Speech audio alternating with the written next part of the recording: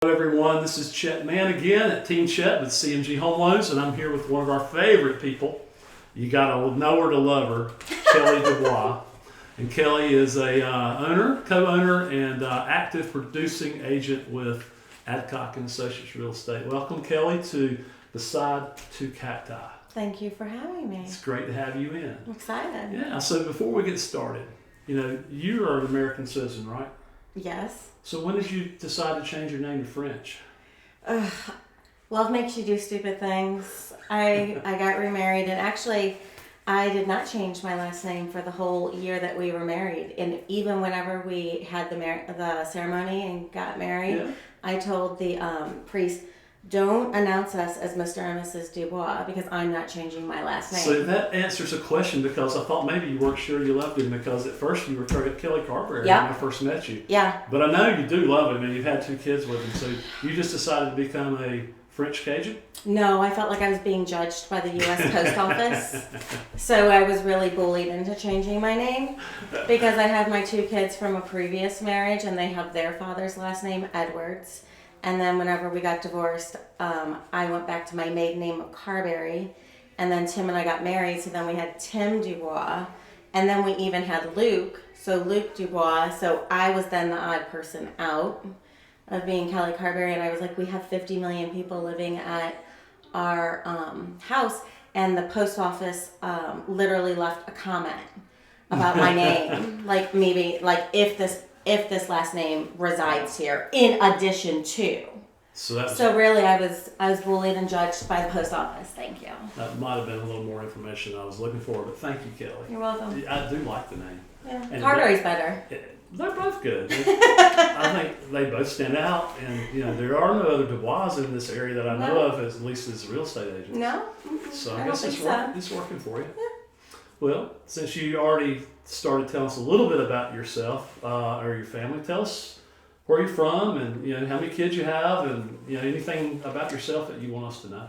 I have lived in Sanford since 2010. Wow, has it been that long? Mm-hmm. Okay. Yeah, it really hasn't been the same since. And I have She did leave her mark on this town.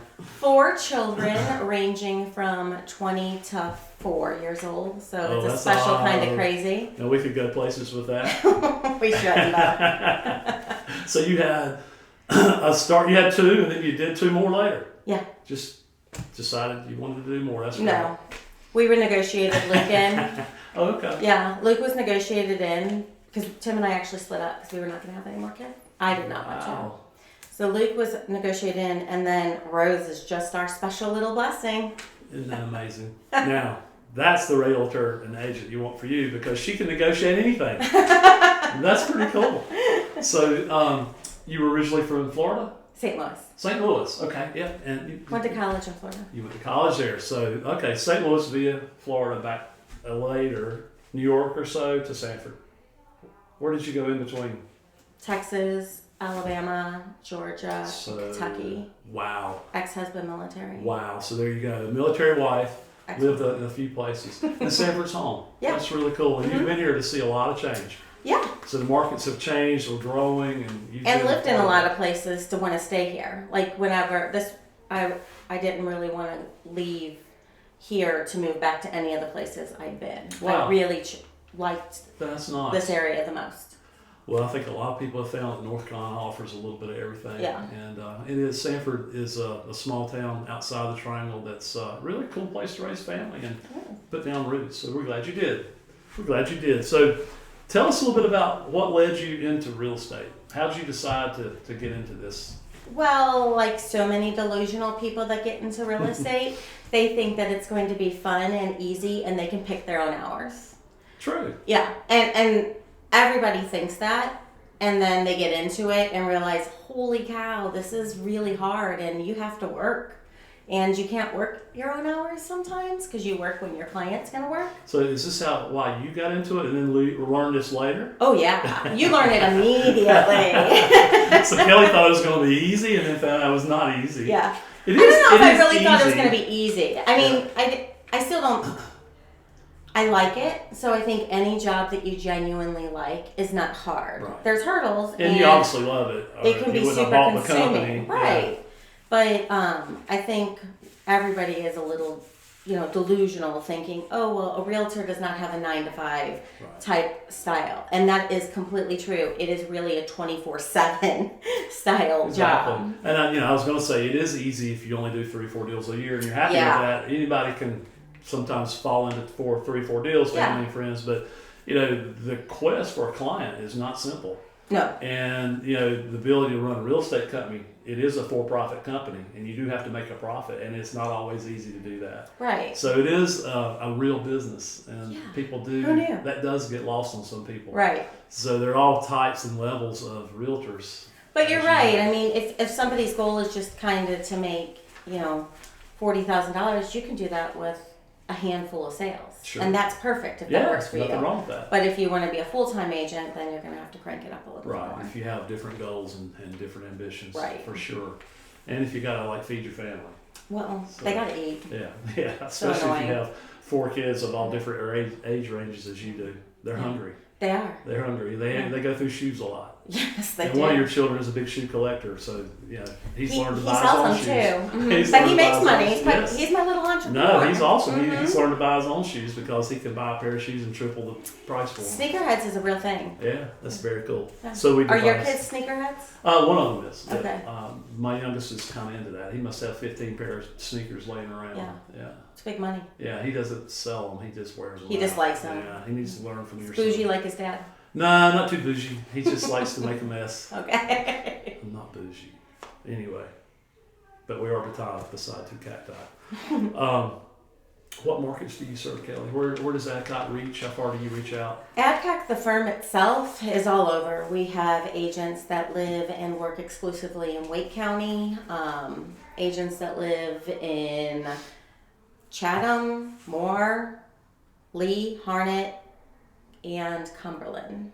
So specific agents that live in those areas. I think we're all over. You've got Central North Carolina pretty much covered with somebody. Yeah, so the firm's kind of all over. I tend to stay exclusively in Lee County, a little bit of Harnett County, Chatham, and Holly Springs area are the areas I feel most comfortable knowing the market in. Well, they're pretty high growth. High growth. And I think the best is yet to come in those areas, really, with the number of homes that are needed there. Right. So good for you on that. So what led you to want to become an owner of Adock? Tell us a little bit about Adock. I know y'all are proud of its heritage, and what led you to buy into it? So Adock is the oldest firm in Lee County, vintage 76. Wow. I'm vintage 77. Awesome. What are you? I'm Spirit of 66. I love it. See? Young guy. Yeah. So whenever I was thinking about starting my own firm or, kind of moving forward with that, I basically bullied Steve and said, you can either let me buy in or I will be your competition. Truth. And he really was afraid she'd stalk him, so he did it. Well, but it worked out well because Steve Malloy is the other owner of Adock, and he did run it by himself for quite some time, so it was probably really hard for him to share. Right. But he only sells commercial. So whenever he was running the commercial, there was the whole residential side that needed a little bit of love and could be improved upon. So that's where it worked out really well. Because we don't let our agents, well, not that we don't let, that's very bossy. But you're not bossy at all. A leader. Listen, okay, she's a leader. But we tend to have our agents either be commercial department or residential because they're a totally different beast. So Steve takes care of the commercial area and then I handle the residential. Interesting. So despite your bossiness, you've managed to grow a nice team. You seem to have a lot of agents. Yeah, we've grown a lot. Apparently they tolerate your bossiness. I like it. Yeah. Are you recruiting now? We are, yeah. We hired a new agent yesterday. Awesome. So we are up to 39 agents altogether. 39. Mm-hmm. That's pretty strong. That may be the most in Lee County. I don't know. Yeah, I don't know for sure either. But that's great. But I mean, we do have the 2 departments. There's not really another firm, I don't think, that has commercial and residential. Maybe John. Right. I guess. But other than that, yeah. Yeah, we're really good. So tell us about how you guys market. Is there, anything that you would advise people today about this market? Consider me a buyer or a seller. Maybe I know you do a lot of listings. So is there anything special that you would say to somebody now? We've got a lot of people currently a little hesitant to jump in to either buy or sell. Do you have any advice for them, for those folks right now that are kind of on that fence? Well, change is always scary. Sure. And moving is a big change. So, but I guess you just have to keep the question personal to what's going to work best for you and your unit, your family, Right. your, whatever's going on in your life. I have a lot of people that are scared. I am primarily a listing agent, but they'll be like, oh, I'm not sure if it's a good time to list because interest rates are so high. Yeah. But if you have to move, you have to move. And that's what Sure. people don't understand. Yeah. We find we're having a market. We still have a market right now. Obviously, it is a little slower because people are trying to figure this out.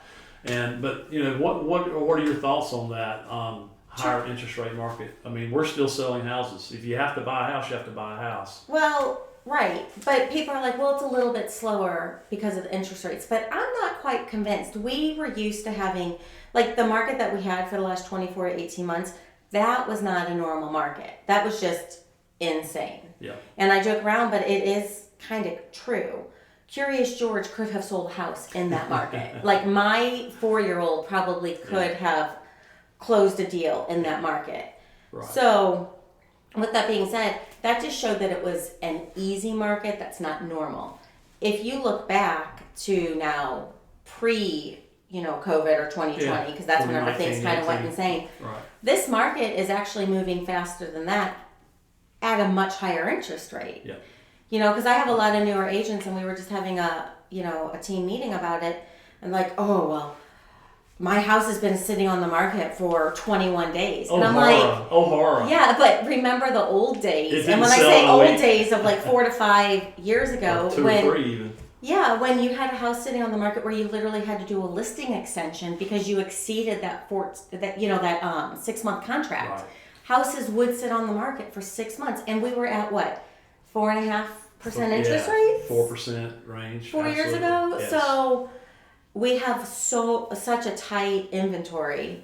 But this is traditionally, I guess the point of my ramble is, traditionally, this is a bad time of the year. People are not looking at houses to move right now. Because if they are, they're moving over the holidays. They're moving over if we close in 30 days right now, we're hitting Thanksgiving. Yeah, exactly. Right? Exactly. So then if you're looking at a house in mid-November, well, then you're moving for Christmas. Yeah. So this is the slower part anyway. We're not going to start picking up now until February, March, which...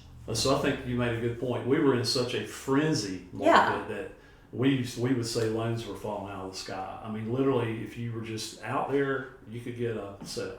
Yeah. Now it's a more normalized market. Here's an interesting stat that I saw. In 2020, the country did over $4 trillion in mortgages, which was a record or close to record. And the year before that, it had done in purchase business. Of that $4 trillion, purchases were like $2.3 trillion. Well, we're going to almost hit a little over $2 trillion this year. In a pandemic, post-pandemic, supply chain disruption, hardly any new construction going on to the level that we need it.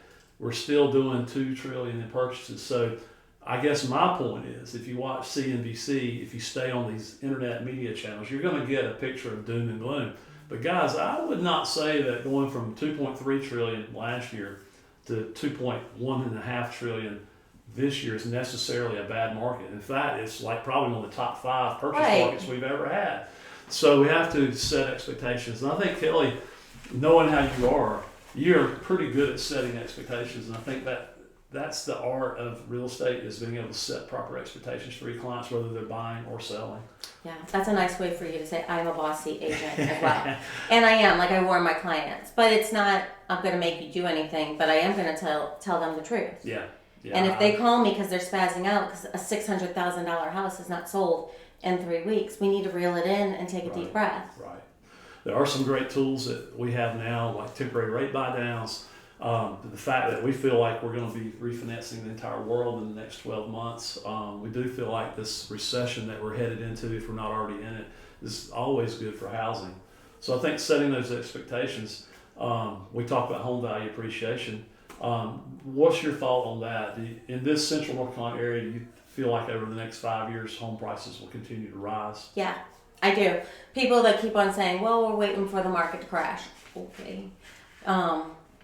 You know way more than me about this one. In 2008, people will keep on comparing this market. Not the same thing. I actually, when I lived in Texas, we bought a house in like 2007, and it was a brand new construction in Temple, Texas, right outside of Austin. Cute area. And we had an interest-only loan. Oh, wow. Yes. Can't do those much anymore. No, they're really frowned upon. Yeah. But my point of that is anybody could get a loan. And I remember a friend of mine got a no income verification loan. Oh, yeah. Yep. So when you're talking about 2008, those stated loans, those are gone too. Everybody needs to be clear. The 2008 market was bad lending. Anybody could have gotten a loan. Right. They were putting people in homes that they genuinely could not afford. Yep. That is a recipe for disaster. Right now, I think, and again, not a lender, but the guidelines are pretty tough right now to get a loan. Yeah, we don't see, you're exactly right. You can't get into a bad loan today unless you commit fraud. And, there's so many ways to catch that now that we didn't used to have. And when borrowers complain about the process and having to provide documentation, it's to prevent fraud. Yeah, there was a reason. Half of the foreclosures that almost put this country into bankruptcy in 2008 were due to fraud. And you just, so you can't buy a $500,000 house on a $40,000 income and make it work. And the fallacy there was that values would always go up. Well, we learned in 2008 they didn't. They came down. And to your point, which I'm glad you brought it up, that was a housing crisis. Right. Today, this recession we're going in is an inflation crisis. It is an inflation crisis created by the supply and demand, the post-pandemic printing of money for stimulus, which, regardless of politics, we had to do something to keep this country going. And so we printed a lot of money and gave a lot of stimulus, and now the consequence of that's been inflation. So the Federal Reserve has been handed this problem. Hey, we've got 40-year high inflation. We got to fix it. Has nothing to do with the housing market. Yeah. So it's the supply chain. If you ask me, supply chain, recession. lack of inventory. Yeah. I mean, after 2008, Lack nobody built. Exactly. No, all your Couldn't big get any builders credit. were, nobody was building. So whenever you go then, 15, 20 years without any new construction? Well, I mean, 20. You're going to have supply and demand if you were problems. 10 years old then and now all of a sudden you're 30, you need a house, then none were built. So it's just a tighter. So I ran a cost of weighing analysis for a client yesterday, buying a $350,000 house. No, I'm sorry, $265,000 house today. And he was the typical client that said, I'm not sure I can afford it. But I knew in his ratios he could, by our industry standard, he could get this loan, he could qualify. But he's a smart young guy and a first-time home buyer, and he wasn't sure he wanted to afford it. And so I quickly ran the analysis, and in 3 years, that very home, doing nothing to it, would be worth $305,000 based on what we project, National Association of Realtors and Mortgage Bankers Association, home value to be. So I showed that to him. Mm-hmm. And so now he's making a more logical investment decision than an emotional, I'm not sure I can afford it decision, which I do respect. I mean, you don't want to be house poor, but he wasn't. Yeah. He just felt like he would. It was just scary. And when we looked at the rates and what the differences in a quarter point one way or the other was, it's $60. Yeah. And I asked him, That's your Starbucks. are you out of here for $60 a month off the market? You're going to get out off the merry-go-round while the home prices go up next year or the year after when you decide to buy. So I think that's what us top realtors and lenders are talking about right now with clients. It's not fun to think you're paying more 6 months ago from 6 months ago. No. But it's also not fun to miss out on a whole year of home value appreciation. Who knows what rates and prices will be next year. We're just in too much of I don't know what a market is, like say in St. Louis or even in Florida. Don't live there, so I don't know what their growth is. But I can say in our specific area of being in Raleigh and definitely within the Halo area, we have so much growth that as long as we're having the growth and the need for people to be here, your home prices are going to gradually creep up just naturally because supply and demand. Well, And rent. I mean, fortunately, in your market, the coverage area that Adock has, we've got about 30,000 brand new jobs coming in over the next couple of years for some of the largest companies in the world. Yeah. So there's not 30,000 homes for sale right now, probably. No. So I don't see how prices can go down too low. They might not rise as fast. Right. But you buy a house today, you're probably assured of a good investment over time. And we do have the commercial side, so I'm able to kind of see what's moving on in there. And there's no, even right now, a lot of people are like, oh, the builders are starting to slow down. I don't know, because we've got so much land right now under contract, not just in Lee County, so calm down, ladies of Sanford. But we do have areas in Harnett and Chatham that are under contract for 200 plus acres in different locations for. Yeah, so commercial's doing real well. Commercials in more of a demand, I think, than residential. Well, because business wants to get in front, and they know that the homes will come, so they got to get their feet on the ground. Yeah. Warehouses is huge. Yeah, we don't have enough of that. Mm-hmm. So Kelley, what advice would you give to a seller today if they came to you wanting to list their house? Well, they have to be realistic, because I don't want to hear what happened 5 months ago. Right. It's a different market, and interest rates are different, and that does make a difference. Whether on those expectations. Yeah, I mean, you can 5 months ago. What would have been the difference of there would have been a big difference of a house payment between, a $400,000 house then and a $400,000 house now. It really did price a lot of people out. Oh yeah, it's $300-$400 more. And that's just being realistic. Yeah. So we do have to be realistic about things, and I respect everybody's opinions, but whenever you're telling me what your Aunt Sarah said, because she sold real estate in 1990, and what your neighbor down the street did when he sold his house last year. Let's talk about what's happening right now and not. So I guess if you're going to hire a real estate agent, then make sure that you value, their track record and what they say. You have to trust them, because if you're going to think that you constantly know more, or your aunt knows more that sells in a different market, or what your neighbor did, 6 months ago, then why am I here? I'd gladly take your money, but what service am I really going to be offering? It's all local, isn't it? Yeah. I mean, it's so localized. Yeah, absolutely. One thing about this business is Charlotte is different than Sanford. Absolutely. New York is different than Charlotte. So it's all local and what the local markets are doing. Right. And right now we're blessed to be in a pretty good local market. Right. We just need more inventory. That's right. Yeah, basically. So how can people reach you and find you online or out there? Google me. Google Kelley, Carberry, Dubois, Edwards. I have a lot of it. One of those aliases will come up. No. So you can always, find me on adcockrealty.com. We have a there, or househuntwithkelley on Facebook, Instagram, LinkedIn. All of those outlets. So they're exhausting. We'll put all those down below in our video. So I wanted to get that in there before I forgot. Send a pigeon. So in switching gears if I'm a buyer, what would you tell a buyer today about buying? So I think right now could be a good time to buy. Great time for buyers. Okay, not as much. You can get closing costs again. Are we seeing? Tell me more about that. So what are you seeing in this market? This needed to happen. Because we were in a frenzy. Tell us what the frenzy looked like. Well, you never ever want the ball just to be on one side of the court. Right. Because then nobody plays fair. So the sellers were being mean last year because they were like, we don't care what's happening with the house. Last year, probably like 3-4 months ago. Yeah. Okay.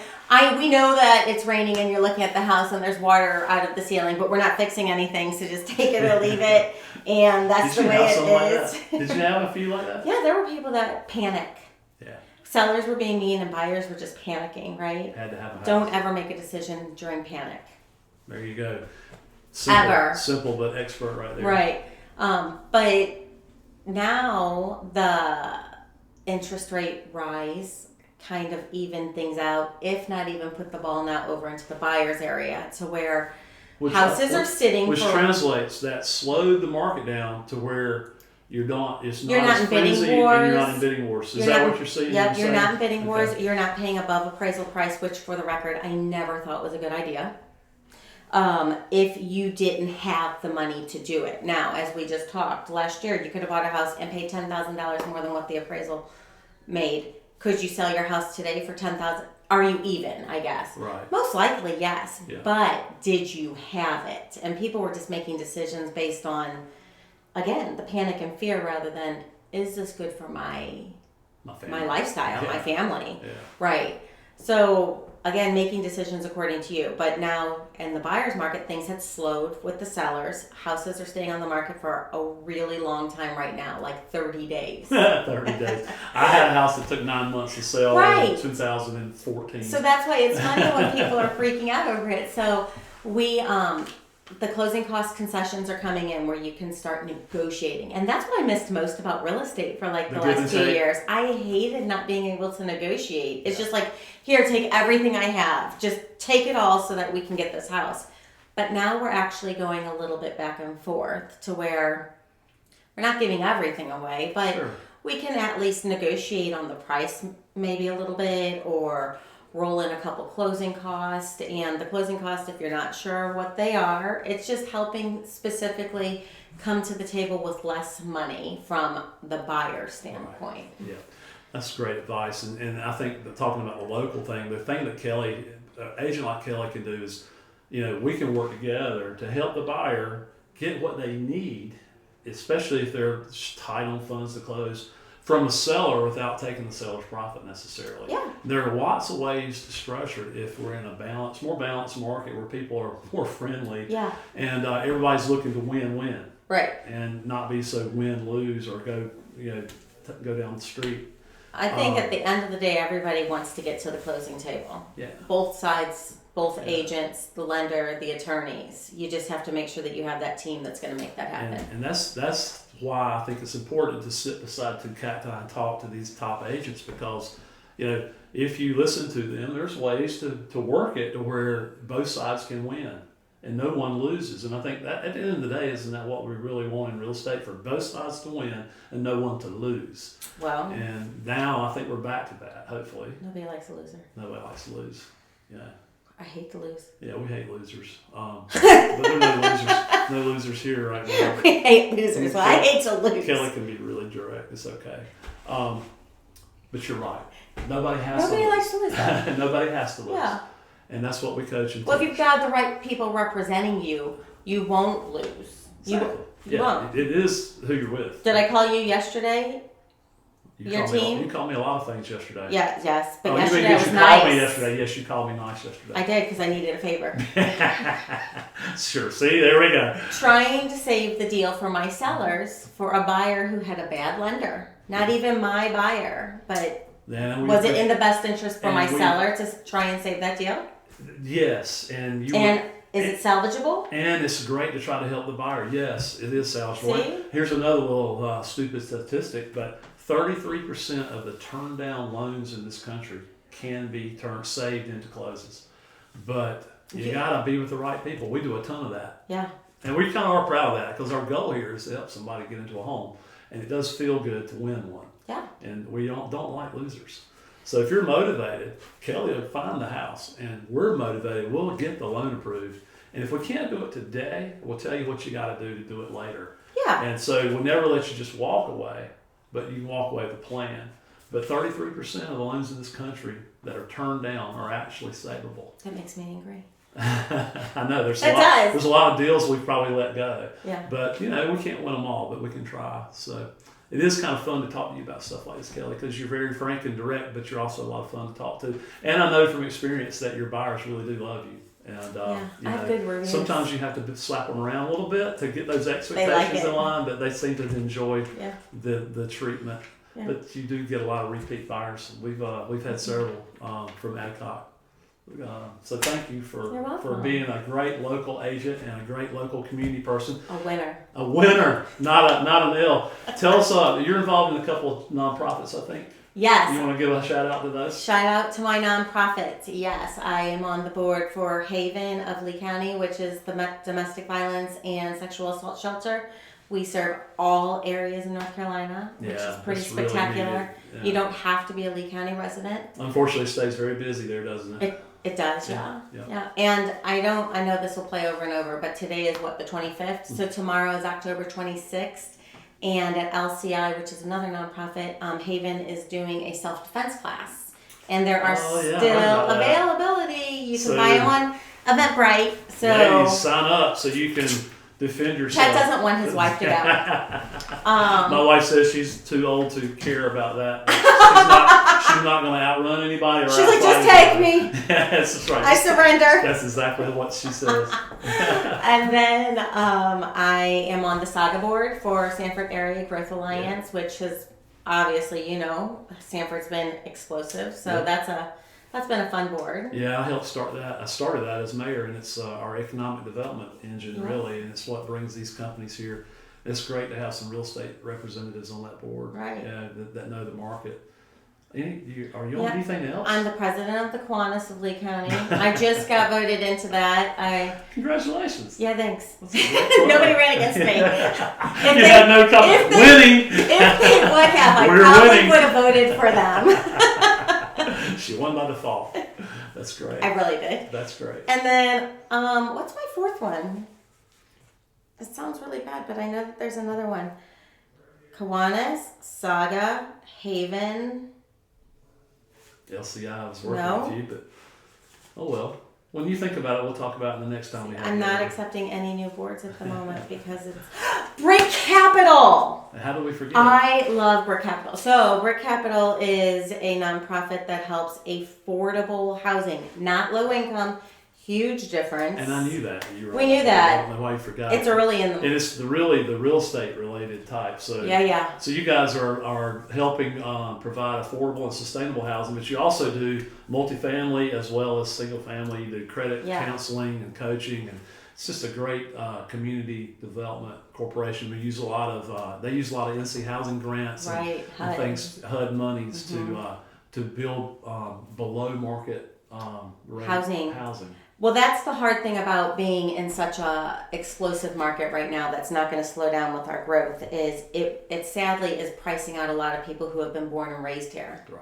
And that is an issue, and we don't want that to happen. We want local people to be able to stay. We don't want it to become a part where people that have been, for generations living in a specific area or a pocket of town to now have builders come in and outprice them to where their property taxes now are going to be so high that they can't afford to live there. Yeah. So, and it's a nationwide issue. Oh my goodness, Durham is a wonderful example of that. Yeah. So, but Raleigh just did $80-some million in a bond for affordable housing. It probably won't even make but a little dent. Yeah. But Brick Capital, I'm sorry, I forgot, but wonderful. Yeah. Well, thank you for your service. Serious business. Thank you for your service to those community organizations, because it takes those organizations to make a community strong. Yeah. You're only as good as your weakest link in any community, and so we're all working to improve those weaker links and help others that are less fortunate. And obviously, you have a heart for that. So we're glad that you do. We won't tell everybody that you're really a nice person deep down inside. A good mom and all those things too. And a good wife who has a good husband in commercial real estate with you as well. But Kelley, thank you. Any last words that you want to leave before we sign off? Real estate wise, I just think don't worry about what the news outlets say. Truthfully, you've got to do what's best for you at that. Residential real estate, you buying a house is personal, so it doesn't matter what anybody else says. You have to make that decision based on your personal life. Yeah, I think that's really smart. Well, right now our strategy is if you're pre-approved, and you should get pre-approved. If you're pre-approved and you love the house, get in the house. Mm-hmm. We'll probably have an opportunity to refinance you within the next year. If not, there are strategies that we have that can make it easier the first couple of years. We can reduce your interest rates, but let Kelley show you the home. She's great. She's a great person to list your home with. Get into the home, because I promise you it won't be here next year. The prices won't be the same, and who knows what rates will be. So if rates drop like we predict, house prices will still rise, and you'll have lost a year of appreciation. So if you love the house, you're pre-approved, let Kelley show it, let her list it, let her help you find one. I don't think you'll be sad. I think you'll be glad that you didn't get off the merry-go-round and take a year out and miss all the opportunity for growth. Yeah. So, Kelley, thank you. Thank you, Chet. It's been great to have you as always. It's been You're fun. Just cute as you can be. I'm Chet Mann. This is Kelley Dubois with Adock, and we are really happy to be beside two cacti, not between two ferns. We'll see you next time.